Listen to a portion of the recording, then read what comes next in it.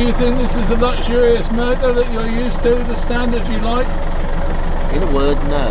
It's got a sunroof. I daren't open it. The whole cab might collapse. No, I think that is a bit grotty in fairness, but this, I haven't been in one of these for at least 10 years. And the first one I got in was when I was on the farm when I was 19, and I'm 48, so I've got a lot of history with these things. How old is this one, do you know? 83, 84. What's that then? It's had a hard life, really. Well, that did pull a bulker when that was first new, and they pull weight, don't they? I mean, a lot of it was local East Anglian stuff, and there aren't that many hills, but it's done some work.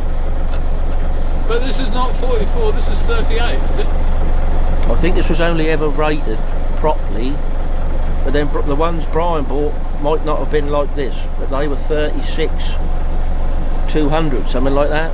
But they were, you could pull 38 tonne with them, but you needed to gun it to get it rocking. But Dick Leggett, for example, at Leggett's, these were his favourite truck of all time. They didn't break down, they were reliable, and they're very small, they don't weigh much, do they? So you can put a lot of weight in it. So he knew whatever he sent them to pick up, bricks, cement, sugar, he'd get his pallets in, he'd get his weight. There were some T-Reg F86s, which is the little one that it replaced, so there's always a bit of there's a few left over they sell out cheap to get rid of. Right. But that would be 78, when Britain first had an F7 like this. I was told they were all 250s. Brian had 3 of these on the road when he started as a haulier in 84, 85, 86. But they were underpowered, and these were quite old, and they weren't very reliable, they were clapped out really. 36 200 I think they were taxed at, but he'd pull 38 tonne with. Did I say that? Yeah. 8-speed gearbox. I was told they were all 250s, but he reckoned these were 240s, so they're not very powerful, and the cab is small in essence, isn't it? If you compare this with where we are now, this cab is minute. But if you had a Guy Big J or an AEC Mandator or even an F86, this was luxury. Yeah, it was quiet, it was reliable, it was light, it was economic, it was simple. Good little trucks. Bosses loved them. What did the drivers think? Well, well, you were one, weren't you? Oh yes, but it depends on your history as an individual, right, doesn't it? I think, but we hadn't got all this stuff. We hadn't got Globetrotter cabs, and really the owner drivers, they were a fleet motor. I mean, someone like Griggs, Turners of Soham, P&O Roadways, right, Taylor Barnard. This was a good fleet truck. It's not really designed to live in for 4 or 5 nights, but the odd night out, it's great. You've got what a nice bed here for its day, I think, behind it, and there's a bit of space to put some stuff, but not much. But it did the job, Chris, and it earned people money.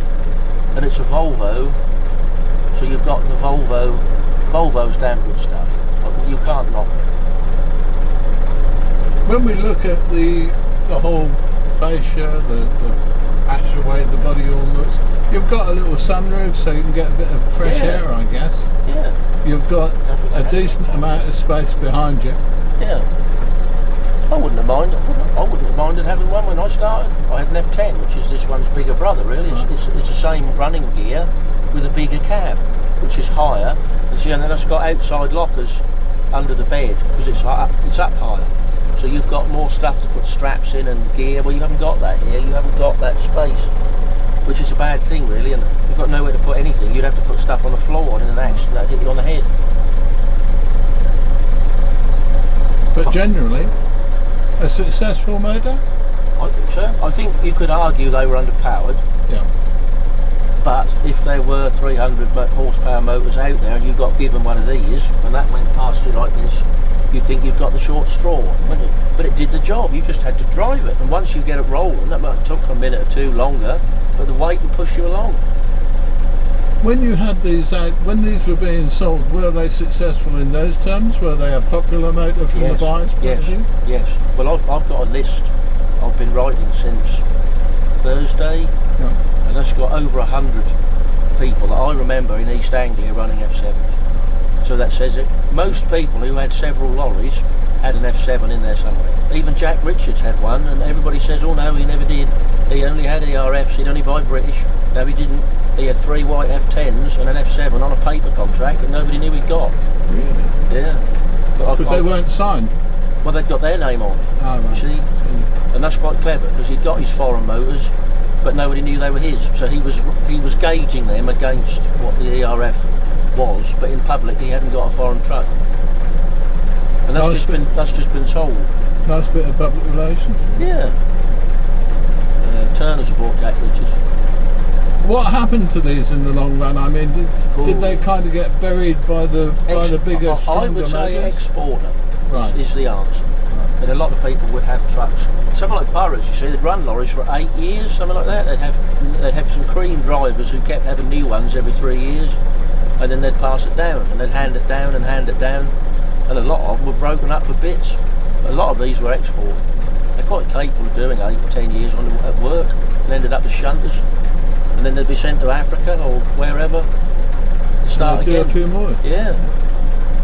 But I did tell you this morning, the first lorry I ever drove a trailer in was Elvedon when I was a student, when I was a shepherd, and the shepherd's brother drove the lorry, and he used to shear the sheep, and he knew I liked lorries, and we come through the farm together. He said, "Do you want to have a drive?" I thought, what? I was only 20. I said, yeah, I would. And I brought it through the estate, through the private road, and I looked at the 40-foot flatbed in my mirrors, and I'd always wanted to drive a lorry, but from that moment on, I knew that's what I'd got to do. I thought, I'm in charge of this, and this is amazing. And I still haven't lost that in my head, that I sit in these things, and you look in the mirrors and where you're putting it, and you think, I'm in charge of this, and this is some responsibility, I've got to get it right. And that's not a bad thing, is it? If you go home feeling proud of what you've achieved today, you're on time, you're safe, you've earned a quid, you've had a good day, haven't you?